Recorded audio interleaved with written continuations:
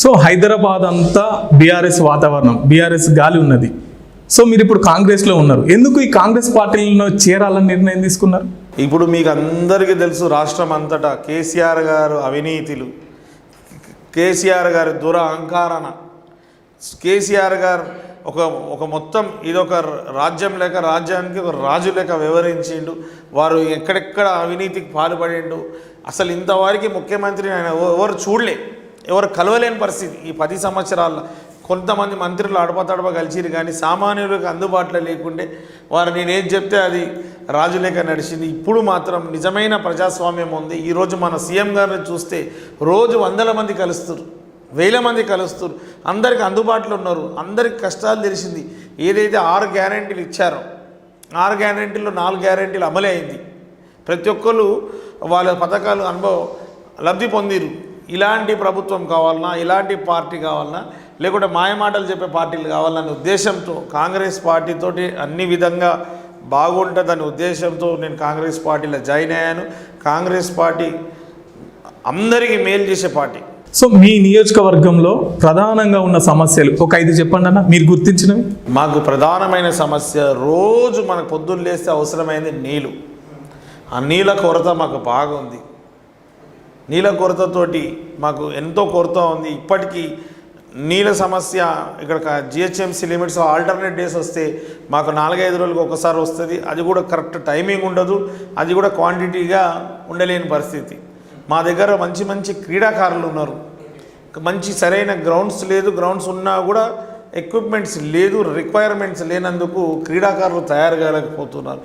మరి రోడ్ సమస్య ఎక్కువ ఉంది, మాకు డ్రైనేజ్ సమస్య ఉంది. ఈ డ్రైనేజ్ సమస్య ఎందుకు ఉందంటే ఎప్పుడో పాతకాలంలో వేసిన లైన్లప్పుడు ఇప్పటికి అదే కొనసాగుతుంది కాబట్టి ఇప్పుడు పాపులేషన్స్ పెరిగిపోయింది, దాని ద్వారా ఇబ్బంది అవుతుంది. డ్రైనేజ్ సిస్టమ్ కావచ్చు, రోడ్ కావచ్చు, ఇది ప్రధానంగా ఈ సమస్యలు. ఇంతే కాకుండా స్కూల్స్ కూడా, ఎడ్యుకేషన్ సిస్టంలో ప్రతి అమ్మనైనా కళ ఉంటుంది, తన పిల్లలు ప్రయోజకులు కావాలా, ఐఏఎస్లు ఐపీఎస్ కావాలా. దానికి అనుగుణంగా మా దగ్గర స్కూల్స్ కూడా లేవు, మంచి కాలేజెస్ లేవు. ఈ స్కూల్స్ అనేది చాలా అవసరం. ఇప్పుడైతే డిస్పెన్సరీ కూడా బాగా చేసినట్టయితే హెల్త్ ఇష్యూస్ కూడా చాలా ఉన్నాయి, అది కూడా రిజాల్వ్ చేస్తే బాగుంటుంది. ముఖ్యంగా మా మహిళా మనులందరూ ఇంటికే పరిమితం అవుతారు, ఆర్థికంగా ఇబ్బందులు ఉన్నాయి. మహిళా ట్రైనింగ్ సెంటర్లు ఉంటే బాగుంటుంది, మహిళా సాధికారిత కొరకు మహిళా భవన్లు ఉంటే బాగుంటుంది.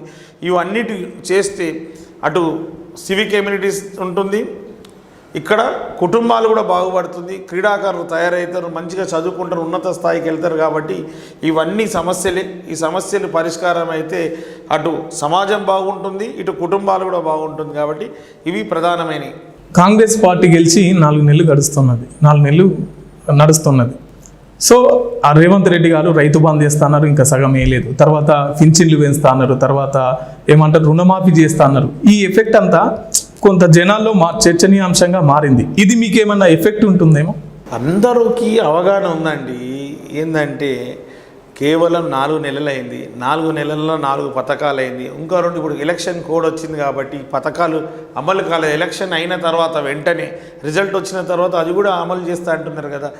ఏదైతే కాంగ్రెస్ పార్టీ మాట ఇస్తుందో మాట కట్టుబడి ఉంటుంది, ఏదైతే సాధ్యమవుతుందో అదే మాట ఇస్తుంది, ఆ మాట కట్టుబడి ఉండి ప్రజలకు అన్ని పథకాలు అందే విధంగా తోడు ఉంటుంది. ఓకే, గతంలో కాంగ్రెస్ పార్టీ నుంచి వెన్నెలక్క గద్దరన్న బిడ్డ బరిలో ఉండే, సో ఓడిపోయింది. తర్వాత ఆ ప్లేస్లో మీరు వచ్చినారు. ఆమె మీతో కలిసే అవకాశం ఉందా? మీతో కలిసి నడుస్తానేమన్నా సంప్రదింపులు జరిగినాయా? మొత్తం వారే చూస్తున్నారు ఎలక్షన్. వారు ఒక కమిటీని వేశారు, దానికి లీడ్ చేస్తున్నారు వెన్నెల గారే. వెన్నెల గారిది పాత్ర చాలా ఉంది. నేను ముందుకు వెళ్తుంటే వారు డైరెక్షన్ ఇస్తున్నారు, వారి డైరెక్షన్లో కోఆర్డినేషన్ తోటి ఎలక్షన్కి వెళ్తున్నాము. నాకు కూడా ఎలక్షన్ పోటీ చేసిన అనుభవాలు ఉంది, వారికి కూడా అనుభవాలు ఉంది. చర్చించుకున్నాము, ఒక అన్న చెల్లెలేక మేమిద్దరం ప్రయాణిస్తున్నాము. ఖచ్చితంగా మా ప్రయాణంలో మా కోఆర్డినేషన్లో భారీ మెజారిటీతోటి గెలుస్తామని నమ్మకం ఉంది.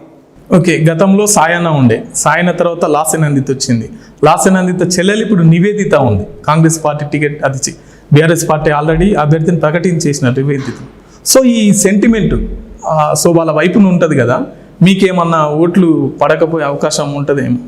జనాలందరూ అనునిత్యం జనం మధ్యలో ఎవరున్నారు, జనం గురించి చేసేది ఎవరు, 2 సార్లు ఓడిపోయినా కూడా మన మధ్యలోనే ఉన్నాడు, మన గురించి ఆలోచిస్తున్నాడు. ఈసారి అవకాశం ఇవ్వాలని అందరూ ఎక్కడికి వెళ్ళి ప్రచారంకి వెళ్ళినా బ్రహ్మరథం పట్టి ఆరతిలతో స్వాగతం పలుకుతున్నారు. ఈసారి శ్రీ గణేష్ గెలవాలి, కంటోన్మెంట్ అభివృద్ధి కావాలని నినాదంతో మమ్మల్ని ఆశీర్వదిస్తున్నారు.